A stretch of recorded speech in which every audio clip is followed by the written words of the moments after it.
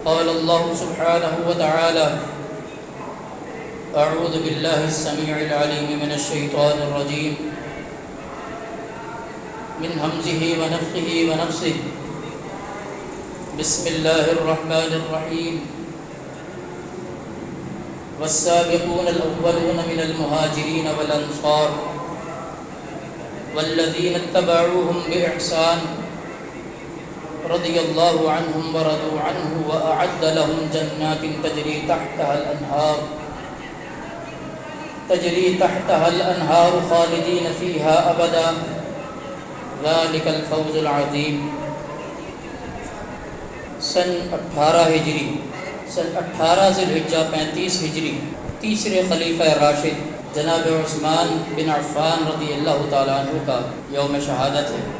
نبی علیہ الصلوۃ والسلام نے عثمان رضی اللہ تعالیٰ عنہ کو یکے بعد دیگرے اپنی 2 بیٹیاں نکاح میں عطا فرمائی، سیدہ رقیہ بنت رسول اللہ صلی اللہ علیہ وسلم، اور ان کی وفات کے بعد سیدہ ام کلثوم بنت رسول اللہ صلی اللہ علیہ وسلم، اور ان کی وفات کے بعد نبی علیہ الصلوۃ والسلام نے فرمایا سن 9 ہجری میں جب ان کا انتقال ہوا، فرمایا لوگو عثمان کا نکاح کرواؤ، اگر میری تیسری بیٹی بھی ہوتی اس وقت تو میں اس کا نکاح عثمان سے کر دیتا۔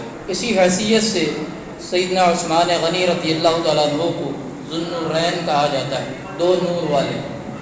عثمان رضی اللہ تعالیٰ عنہ کے 2 ایسے اعزاز ہیں کہ کسی امت میں کائنات کا کوئی شخص ان کے شریک نہیں ہے۔ ایک اعزاز اسی ذو النورین ہونے کی حیثیت سے کائنات میں کسی نبی نے آدم علیہ الصلوۃ والسلام سے لے کر جناب عیسیٰ علیہ الصلوۃ والسلام تک ایک ہی شخص کے نکاح میں یکے بعد دیگرے اپنی 2 بیٹیاں دی ہیں۔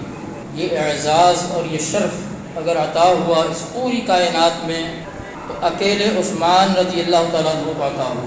دوسرا شرف امتی ہونے کی حیثیت سے کہ جناب ابراہیم خلیل اللہ علیہ الصلوۃ والسلام اور جناب لوط علیہ الصلوۃ والسلام کے بعد اپنی اہل خانہ کے ساتھ جنہوں نے ہجرت کی، ان میں انبیاء کے بعد عثمان رضی اللہ تعالیٰ عنہ کا نام سب سے پہلے آتا ہے۔ ذو النورین ہونے کے ساتھ ساتھ آپ ذو الہجرتین بھی ہیں، آپ نے 2 ہجرتیں کی۔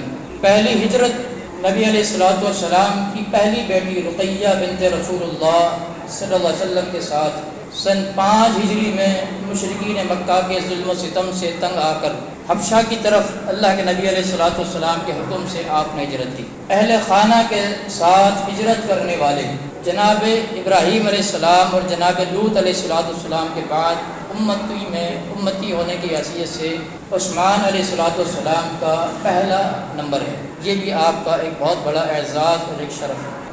اور اس کے بعد پھر ہجرت مدینہ میں نبی علیہ الصلوۃ والسلام کی مدینہ کی طرف ہجرت کرنے کے بعد آپ نے دوسری ہجرت کی مدینہ کی طرف۔ تو 2 ہجرتوں والے عثمان رضی اللہ تعالیٰ عنہ پہلے اسلام لانے والوں میں شامل ہیں۔ السابقون الاولون جنہیں قرآن مجید نے قرار دیا ہے، والسابقون الاولون من المہاجرین والانصار والذین اتبعوهم باحسان، سبقت لے جانے والے ایمان میں سے وہ مہاجرین میں سے ہوں یا انصار میں سے، اور وہ لوگ بھی جو ان کے نقش قدم پر ان کے بعد ان کے پیچھے آنے والے، رضی اللہ عنہم ورضوا عنہ، اللہ ان سب سے راضی ہو گیا، وہ سارے اللہ سے راضی ہو گئے۔ وَأَعَدَّ لَهُمْ جَنَّاتٍ تَجْرِي تَحْتَهَا الْأَنْهَارُ، اور ان کے لیے اللہ نے ایسی جنتیں تیار کی ہیں جن کے نیچے سے نہریں جاری ہیں، خالدین فیہا ابدا، یہ ان جنتوں میں ہمیشہ ہمیشہ رہنے والے ہیں۔ ذالک الفوز العظیم، اور یہ بہت بڑی کامیابی ہے۔ تو عثمان رضی اللہ تعالیٰ عنہ ان میں سر فہرست شامل ہیں۔ اسلام میں جتنے بھی مردوں نے پہل اسلام قبول کیا نبی علیہ الصلوۃ والسلام کے نبوت کے اعلان کے بعد، ترتیب کے اعتبار سے عثمان رضی اللہ تعالیٰ عنہ کا 4تھا نمبر ہے۔ ابو بکر صدیق رضی اللہ تعالیٰ عنہ سب سے پہلے اسلام لانے والے مردوں میں سے، ان کے بعد بچوں میں ایمان لانے والے علی المرتضیٰ رضی اللہ تعالیٰ عنہ، غلاموں میں پہلے نمبر پر ایمان لانے والے زید بن حارثہ رضی اللہ تعالیٰ عنہ، اور 4تھے نمبر پر ایمان لانے والے سیدنا عثمان غنی رضی اللہ تعالیٰ عنہ۔ اس ترتیب میں اگر تھوڑا سا مزید غور کیا جائے تو ابو بکر صدیق رضی اللہ تعالیٰ عنہ مردوں میں بڑی عمر کے افراد میں سب سے پہلے ایمان لانے والے ہیں، اور پورے اسلام میں سب سے پہلے ایمان لانے والے۔ بچوں میں ایمان لانے والے پہلے علی المرتضیٰ رضی اللہ تعالیٰ عنہ، اور غلاموں میں ایمان لانے والے زید بن حارثہ رضی اللہ تعالیٰ عنہ۔ تو اس اعتبار سے اگر مردوں میں اور آزاد لوگوں میں دیکھا جائے بڑی عمر کے حساب سے، تو عثمان رضی اللہ تعالیٰ عنہ کا ایمان لانے کا نمبر دوسرا بنتا ہے ابو بکر صدیق رضی اللہ تعالیٰ عنہ کے بعد۔ تو آپ السابقون الاولون میں شامل ہیں، جنہیں پہل اسلام نے اللہ کی رضا اور جنت کے اعلانات کے سرٹیفکیٹ عطا فرمائے، اور نبی علیہ الصلوۃ والسلام نے انہیں عشرہ مبشرہ میں شامل فرمایا، جن کا نام لے کر وہ 10 صحابہ جن کا نام لے کر نبی علیہ الصلوۃ والسلام نے فرمایا یہ جنتی ہیں، ان میں عثمان رضی اللہ تعالیٰ عنہ بھی شامل ہے۔ عثمان جنتی صحابہ میں، یعنی دنیا میں جن کا جنتی ہونا ایک باقاعدہ زبان نبوت سے سرٹیفائڈ طور پر ثابت ہوا، اللہ کے نبی علیہ الصلوۃ والسلام نے آپ کو بشارت دی کہ عثمان جنتی، ان 10 صحابہ میں شامل ہیں جنہیں دنیا کے اندر جنتی ہونے کی پکی ڈھکی بشارت دے دی گئی۔ باقی صحابہ کو مجموعی طور پر دی گئی، لیکن نام لے کر خاص طور پر جن کو جنت کی بشارت دی گئی وہ 10 صحابہ ہیں، اور ان میں تیسرے نمبر پر عثمان رضی اللہ تعالیٰ عنہ شامل ہے۔ اسلام کی عظمت میں بھی آپ کا تیسرا نمبر ہے۔ صحابہ کا اس بات پر اجماع تھا کہ صحابہ اکرام رضی اللہ تعالیٰ عنہ مجمعین امت میں نبی کے بعد سب سے پہلا درجہ ابو بکر صدیق رضی اللہ تعالیٰ عنہ کو دیا کرتے تھے، اس کے بعد عمر رضی اللہ تعالیٰ عنہ کو، اور اس کے بعد عثمان رضی اللہ تعالیٰ عنہ کو، اور اس کے بعد مجموعی طور پر جس کی جو فضیلت بیان ہوئی ہے۔ تو پوری امت میں اور اسی ترتیب سے اللہ رب العالمین نے خلافت کے اندر بھی آپ کو تیسرا نمبر عطا فرمایا، تیسرے خلیفہ راشد۔ نبی علیہ الصلوۃ والسلام نے بھی آپ کی اسی ترتیب کو برقرار رکھا، آپ اسی اعتبار سے ان کا تذکرہ اکثر کیا کرتے تھے۔ ابو بکر صدیق اور عمر رضی اللہ تعالیٰ عنہ کے بعد آپ اکثر عثمان رضی اللہ تعالیٰ عنہ کے بارے میں تذکرہ فرماتے ہیں، اس کی کئی واقعات انشاءاللہ آگے بیان ہوں گے۔ عثمان بن عفان رضی اللہ تعالیٰ عنہ کا نسب نبی علیہ الصلوۃ والسلام سے 5ویں نسل میں جا کے پیچھے مل جاتا ہے، جہاں سے پھر سیدنا آدم علیہ الصلوۃ والسلام تک ایک ہی نسب پیچھے چلتا ہے۔ 5ویں نسل میں جا کے پیچھے اپنے آباء و اجداد میں عثمان رضی اللہ تعالیٰ عنہ اور اللہ کے نبی علیہ الصلوۃ والسلام کا نسب سلسلہ ایک ہی بن جاتا ہے۔ عثمان رضی اللہ تعالیٰ عنہ نبی علیہ الصلوۃ والسلام کے رشتہ دار بھی لگتے تھے نسبی اعتبار سے۔ آپ کی نانی عثمان رضی اللہ تعالیٰ عنہ کی نانی اور اللہ کے نبی علیہ الصلوۃ والسلام کے والد دونوں سگے بھائی تھے، سگے بھائی بہن تھے، حتیٰ کہ مورخین نے لکھا ہے دونوں جڑواں پیدا ہوئے تھے۔ عثمان رضی اللہ تعالیٰ عنہ کی نانی اور اللہ کے نبی علیہ الصلوۃ والسلام کے والد عبداللہ دونوں جڑواں بہن بھائی تھے۔ اس اعتبار سے عثمان رضی اللہ تعالیٰ عنہ اللہ کے نبی علیہ الصلوۃ والسلام کے پھوپھی زاد بہن کے بیٹے لگتے ہیں۔ یہ رشتہ داری اللہ کے نبی علیہ الصلوۃ والسلام سے ان کی ہے۔ دور جاہلیت میں بھی عثمان رضی اللہ تعالیٰ عنہ انتہائی اعلیٰ اخلاق اور پاکیزہ کردار کے حامل تھے۔ اس وقت جب کہ شراب بھی حلال تھی، زنا بھی عام تھا، عرب کی دیگر برائیاں بھی بے انتہا عام تھیں اور کھلی کی جاتی تھیں، اور بلکہ اس وقت ان برائیوں پر فخر کیا جاتا تھا۔ عثمان رضی اللہ تعالیٰ عنہ کو اللہ رب العالمین نے زمانہ جاہلیت سے ان برائیوں سے بچایا ہوا تھا۔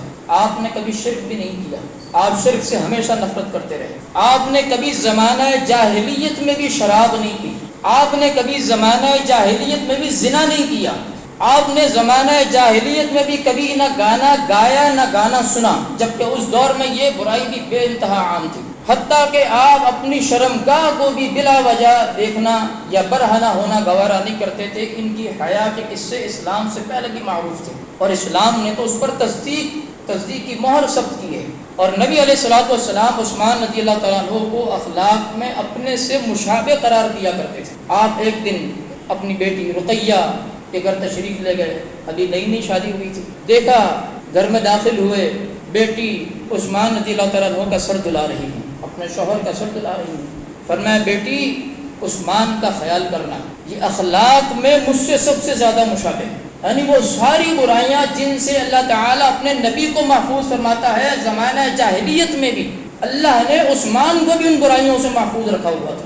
اخلاق نبوت میں عثمان سب سے زیادہ اللہ کے نبی علیہ السلام کے مشابہ تھے۔ یہ آپ کا ایک بہت بڑا اعزاز ہے۔ زمانہ جاہلیت میں بھی بڑے مالدار تھے، اللہ تعالیٰ نے خاندانی طور پر آپ کو بہت زیادہ مال اور ثروت اور دولت عطا فرما رکھی تھی، اور اس کے ساتھ ساتھ شرافت بھی بے انتہا تھی، ورنہ اکثر اس دور کے دولت مند بھی معاشرتی برائیوں کے اعلیٰ بدترین افراد سمجھے جاتے تھے۔ عثمان رضی اللہ تعالیٰ عنہ کو قرآن مجید سے بے انتہا شغف تھا، بے انتہا شغف۔ حتیٰ کہ اسلام کے سب سے پہلے کاتب بھی آپ تھے۔ جب نبی علیہ الصلوۃ والسلام پر وحی نازل ہونا شروع ہوئی تو آپ اس وقت عثمان رضی اللہ تعالیٰ عنہ کو بلا کر وہ کتابت کروایا کرتے تھے قرآن مجید کی۔ اسلام کے سب سے پہلے کاتب وحی عثمان رضی اللہ تعالیٰ عنہ، آپ حافظ قرآن بھی تھے۔ اور حدیث، وہ سب سے معروف حدیث قرآن سے متعلق جو صحیح بخاری میں امام بخاری رحمۃ اللہ علیہ نے نقل فرمائی ہے، خیرکم من تعلم القرآن وعلمہ، نبی علیہ الصلوۃ والسلام نے فرمایا تم میں سب سے بہترین شخص وہ ہے جو خود قرآن پڑھے اور لوگوں کو قرآن پڑھائے۔ اس کے راوی بھی جناب عثمان رضی اللہ تعالیٰ۔ آپ شروع اسلام سے نبی علیہ الصلوۃ والسلام کی صحبت میں رہے اور آخری وقت تک اللہ کے نبی علیہ الصلوۃ والسلام کی صحبت میں رہے، یعنی تمام زمانہ اسلام انہوں نے نبی علیہ الصلوۃ والسلام کی صحبت میں پایا اور مکمل اسلام انہوں نے پایا اپنی زندگی میں اللہ کے نبی علیہ الصلوۃ والسلام کے ساتھ۔ ایک بہت بڑا اعزاز اور کم صحابہ کو یہ اعزاز حاصل ہے۔ قرآن سے اس حد تک محبت تھی کہ جب بھی قرآن پڑھتے بے انتہا روتے، قرآن کی آیات میں تدبر کرتے، غور و فکر کرتے، آنکھوں سے آنسو جاری ہوتے۔ اور بے شمار ایسی روایات ہیں جن میں یہ ملتا ہے کہ آپ پوری رات قیام اللیل کے اندر قرآن مجید کی تلاوت کیا کرتے تھے۔ کوئی رات آپ کی ایسی نہ گزرتی جس دن آپ قرآن مجید کی تلاوت نہ کرتے، دن رات قرآن مجید پڑھتے۔ حتیٰ کہ قرآن کی خدمات کے تعلق سے بھی عثمان رضی اللہ تعالیٰ عنہ کا نام امت میں سب سے روشن ہے، سب سے اعلیٰ ہے۔ آپ نے قرآن مجید کو عملی طور پر جمع کروایا، اس کی کتابت کروائی اور اس کے صحیفے لکھوا کر مختلف صوبوں میں ان کے گورنروں کو روانہ فرمائے، جنہیں مصحف عثمانی کے نام سے آج بھی یاد کیا جاتا ہے۔ جو بھی آج اس وقت امت میں قرآن موجود ہے یہ مصحف عثمانی کہلاتا ہے۔ عثمان رضی اللہ تعالیٰ عنہ نے اس قرت پر امت کو جمع کیا اور یہ ایک بہت بڑا عظیم الشان کارنامہ ہے جس کی آگے بھی انشاءاللہ وضاحت ہوگی کہ عثمان رضی اللہ تعالیٰ عنہ کی ذات میں اللہ رب العالمین نے اس قدر خیر کثیر عطا فرمایا تھا کہ آپ نے اپنی شہادت کو بھی، وہ شہادت جو انتہائی مظلومانہ شہادت ہے، اس کو بھی امت کے لیے فتنہ اور انتشار بننے نہ دیا۔ حتیٰ کہ آپ کو شہید کر دیا گیا، باغی آپ کے گھر تک پہنچ گئے، گھر کے اندر داخل ہو گئے، لیکن آپ نے ان صحابہ کو جو آپ کے دفاع میں تلواریں نکال کر آپ کے دروازے پر موجود تھے، آپ نے ان کو وہاں سے واپس روانہ کر دیا کہ میں نہیں چاہتا کہ میری ذات کے لیے خون کا ایک قطرہ بھی بہایا جائے، بے شک یہ مجھے قتل کر دیں۔ یعنی آپ اس حد تک امت کے خیر خواہ، امت کے اتحاد اور اتفاق کے داعی اور عملی طور پر اس کو ثابت کرنے والے کہ آپ نے شہادت قبول کر لی لیکن اپنی ذات کے لیے مسلمانوں میں خون کا ایک قطرہ بہانا گوارا نہ کیا۔ اور اسی طریقے سے یہ جمع قرآن کا مسئلہ بھی ایک بڑا عظیم الشان کارنامہ ہے۔ اسی اعتبار سے، اسی نقطے سے قرآن جب نازل ہوا تو 7 مختلف قرتوں پر نازل ہوا۔ مختلف عرب کے قبیلے تھے، ہر قبیلے کا پڑھنے کا ایک انداز ہوتا ہے، تو اللہ رب العالمین نے قرآن کو یہ اعجاز عطا فرمایا ہے کہ جس انداز سے بھی پڑھا جائے قرآن منزل من اللہ ہی کہلاتا ہے۔ لیکن ایک وقت آیا جب مسلمان بہت زیادہ پھیلنے لگے، عجمی لوگ مسلمان ہونے لگے، اور عربی کے قرآن پڑھنے میں، عجمی کے قرآن پڑھنے میں فرق ہوتا ہے۔ اور عجمی لوگوں نے جب قرآن پڑھنا شروع کیا اور ان قرتوں کے، ان کے پڑھنے کی وجہ سے حال بگڑنے لگا، اور قریب تھا کہ قرآن کو اس حد تک بدل دیا جاتا کہ اس کی اصل قرت سے ہی لوگ ناآشنا ہو جاتے کہ اصل قرت کیا تھی اور بعد میں لوگوں نے کیا اس کا حال کر دیا، جس طرح سابقہ قوموں نے، یہود و نصارہ نے اپنی کتابوں کا حال کیا ہے۔ تو عثمان رضی اللہ تعالیٰ عنہ نے باقی سارے مصاحف کو منسوخ کر دیا اور ان کو ختم کر کے ایک قرت کے اوپر امت کو جمع فرما دیا تاکہ امت میں یہ اختلاف ہی ختم ہو جائے۔ اور یہ ایک ایسا عظیم الشان کارنامہ ہے عثمان رضی اللہ تعالیٰ عنہ کا، جس کی وجہ سے قرآن بھی آج اپنی اصل حالت میں نہ صرف یہ کہ باقی رہا بلکہ امت کا آئندہ آنے والا اختلاف ہمیشہ کے لیے ختم ہو گیا۔ یہ بھی عثمان رضی اللہ تعالیٰ عنہ کے بڑے کارناموں میں سے۔ نبی علیہ الصلوۃ والسلام نے آپ کی بابت ارشاد فرمایا، ارحم امتی بامتی ابو بکر واشدهم فی امر اللہ عمر واصدقهم حیاء عثمان بن عفان۔ آپ نے فرمایا میری امت میں سے، میری امت پر سب سے زیادہ رحم دل ابو بکر ہے، اور میری امت میں سے اللہ کے حکم کو نافذ کرنے میں اور اس پر عمل کرنے میں سب سے زیادہ سخت عمر رضی اللہ تعالیٰ عنہ، اور سب سے زیادہ حیا کے اندر سچے انسان عثمان بن عفان رضی اللہ تعالیٰ عنہ۔ آپ کی حیا کی تصدیق فرمائی رسول اکرم صلی اللہ علیہ وسلم نے۔ ام المؤمنین سیدہ عائشہ رضی اللہ تعالیٰ عنہ فرماتی ہیں، صحیح مسلم کے اندر حدیث کہ ایک دن ابو بکر صدیق رضی اللہ کے نبی علیہ السلام گھر میں تشریف فرما تھے، دروازے پر دستک ہوئی، پوچھا کون ہے؟ کہا ابو بکر۔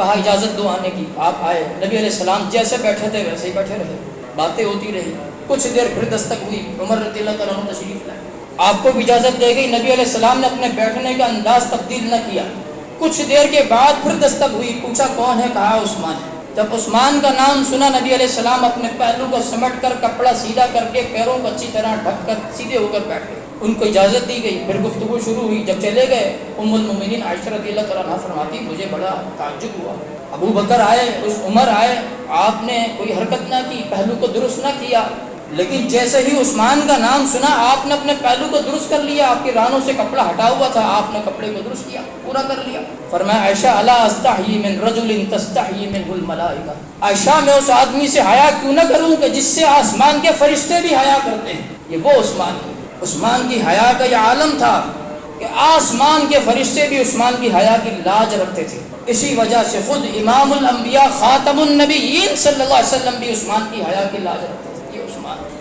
تمام غزوات میں عثمان رضی اللہ تعالیٰ عنہ نے شرکت فرمائی۔ مسلمانوں میں جب بھی مال کی ضرورت پیش آئی، سب سے زیادہ مال اس امت میں خرچ کرنے والے عثمان رضی اللہ تعالیٰ عنہ، مال کے خرچ کرنے میں آپ کی برابری میں پوری امت میں کوئی فرد ایسا نہیں گزرا جتنا مال عثمان رضی اللہ تعالیٰ عنہ نے، اور ہر ضرورت کے موقع پر اللہ کی راہ میں خرچ کیا اور مسلمانوں کو اس سے فائدہ ہوا۔ بیر روما نبی علیہ الصلوۃ والسلام جب مدینہ کی طرف ہجرت کر کے آئے تو پورے مدینہ میں صرف ایک کنواں تھا، بعض روایات کے مطابق یہودی کے پاس تھا، بعض روایات کے مطابق ایک آدمی کے پاس تھا جو اس کا پانی جو لوگوں کو بیچا کرتا تھا، اس کی ملکیت تھا۔ اب پانی خریدنا، مسلمان تنگ دست تنگ حال پریشان حال ہجرت کے کرے مارے ہوئے، یہ کہاں سے پانی خریدے؟ آج ہمیں ذرا پانی خریدنا پڑ جائے کتنا مہنگا پڑتا ہے، پھر مستقل پانی خریدنا۔ نبی علیہ الصلوۃ والسلام نے مسلمانوں کی اس تکلیف کو دیکھا اور آپ نے فرمایا کون وہ شخص ہے جو اس کنویں کو خرید کے مسلمانوں کے لیے وقف کرے، اللہ تعالیٰ اس کو جنت میں اس سے بہتر کنواں عطا فرمائے گا۔ عثمان رضی اللہ تعالیٰ عنہ فوری طور پر آگے بڑھے اور 35,000 درہم میں وہ کنواں اس شخص سے خریدا اور مسلمانوں کے لیے وقف کر دیا۔ نبی علیہ الصلوۃ والسلام نے مسجد نبوی کی توسیع کے لیے مسلمانوں میں اعلان کیا جگہ کم پڑ رہی ہے، جگہ خریدنی ہے، کون ہے وہ شخص جو مسجد نبوی کی توسیع کے لیے یہ برابر والا پلاٹ خرید کے مسجد میں شامل کر لے، اللہ تعالیٰ جنت میں اس سے بہتر جگہ اس کو عطا فرمائے۔ عثمان رضی اللہ تعالیٰ عنہ فوراً آگے بڑھے اور 25,000 درہم میں وہ پلاٹ خرید کے انہوں نے مسجد نبوی کو وقف کر دیا۔ قیامت تک کے لیے مسجد نبوی کی توسیع عثمان رضی اللہ تعالیٰ عنہ کے لیے صدقہ جاریہ ہے۔ پھر اپنے دور خلافت میں جو انہوں نے توسیع کی وہ اس کی کئی گنا زیادہ ہے۔ غزوہ تبوک کے موقع پر طور کا سفر ہے اور ایسا غزوہ ہے جس کو ذات عسرہ بھی کہا جاتا ہے، انتہائی پر مشقت سفر، تنگی اور پریشانی کا سفر۔ کبھی اللہ نے موقع دیا تو اس کی تفصیل انشاءاللہ بیان کریں گے کہ مسلمانوں نے کن مشکل ترین حالات میں بھی اللہ کی راہ میں جہاد کیا ہے۔ نبی علیہ الصلوۃ والسلام نے عام اعلان کیا مسلمانوں چندہ جمع کرو غزوے کے لیے، ذات راہ جمع کرو، سب لوگوں نے مل کے جمع کیا لیکن اس کے باوجود بھی پورا نہ ہو پایا۔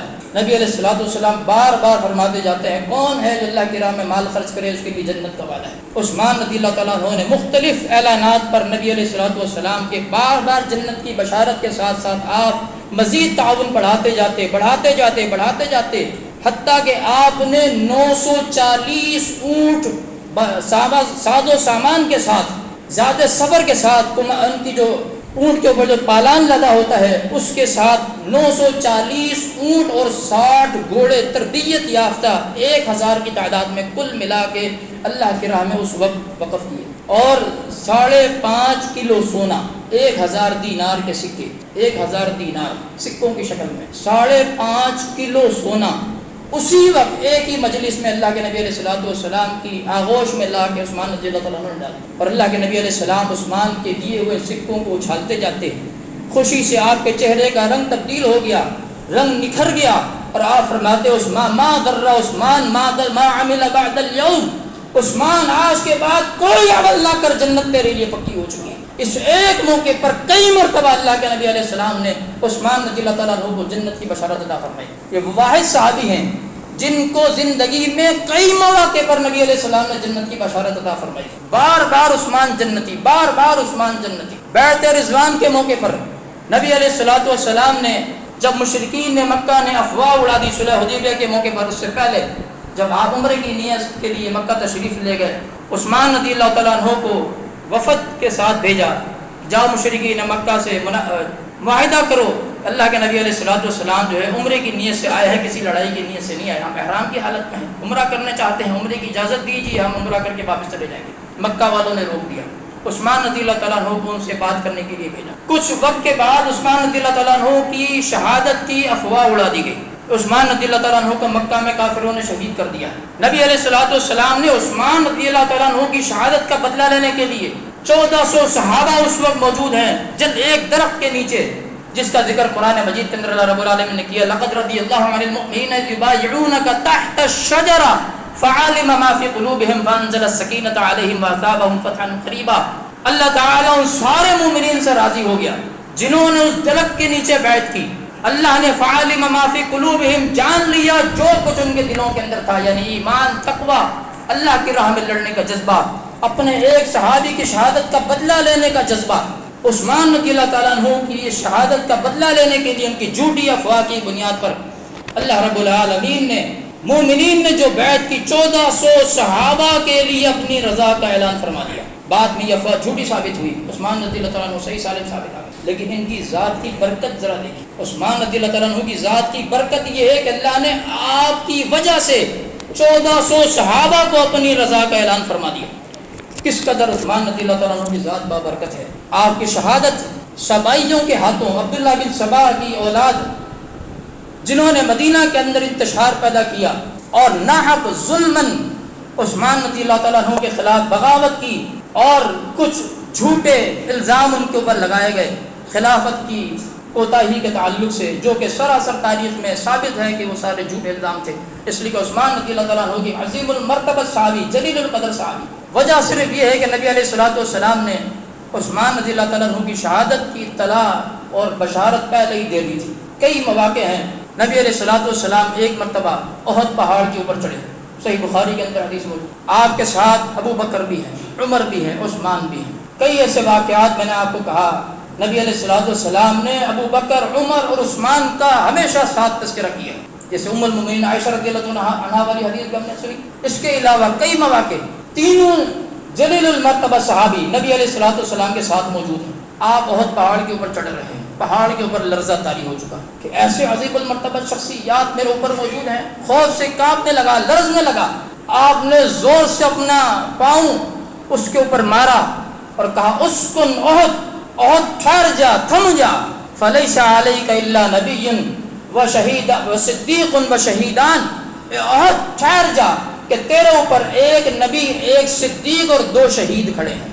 ان دونوں کی، آخری دونوں کی، عمر رضی اللہ تعالیٰ عنہ کی اور عثمان رضی اللہ تعالیٰ عنہ کی شہادت کی پیشین گوئی نبی علیہ السلام نے پہلے ہی فرما دی تھی کہ تجھ پر ایک نبی موجود ہے، ایک صدیق موجود ہے اور 2 شہید موجود ہیں، عمر رضی اللہ تعالیٰ عنہ اور عثمان رضی اللہ تعالیٰ عنہ. اور نبی علیہ الصلوۃ والسلام نے ان کو مخاطب کر کے بلکہ عہد لیا تھا. فرماتے ہیں مجھ سے اللہ کے نبی علیہ السلام نے عہد لیا تھا کہ اے عثمان، تجھے اللہ تعالیٰ ایک قمیض پہنائے گا اور کچھ ظالم اس قمیض کو تجھ سے اتارنے کی، کھینچنے کی، تار کرنے کی کوشش کریں گے، تو ان کو مت اتارنا حتیٰ کہ مجھ سے ملاقات کر لے گا. تو عثمان رضی اللہ تعالیٰ عنہ اس قمیض سے مراد خلافت کی قمیض لیا کرتے کہ مجھے اللہ کے نبی علیہ السلام نے پیشین گوئی کی تھی کہ اللہ مجھے خلافت عطا فرمائے گا، اور کچھ باغی اسے چھیننے کی کوشش کریں گے، اس کی پیشین گوئی بھی اللہ کے نبی علیہ السلام نے مجھے عطا فرمائی تھی. اور مجھے ساتھ اس بات کا بھی حکم ہے کہ میں نہیں ان کو اتاروں گا حتیٰ کہ یہ مجھے شہید کر دیں اور میں اللہ کے نبی علیہ السلام کے پاس جا کے آپ سے ملاقات کروں. اسی پیشین گوئی کو یہ پیشین گوئی پوری ہوئی اور باغیوں نے عثمان رضی اللہ تعالیٰ عنہ پر الزامات لگا کر آپ کی خلافت میں بغاوت کی، باوجود اس کے کہ مدینہ کے اندر جلیل القدر صحابہ موجود تھے. لیکن عثمان رضی اللہ تعالیٰ عنہ نے کسی کو اجازت نہ دی کہ ان کی ذات کے لیے کسی مسلمان کا خون بہایا جائے. آپ کی خلافت کا آغاز سن 29 ہجری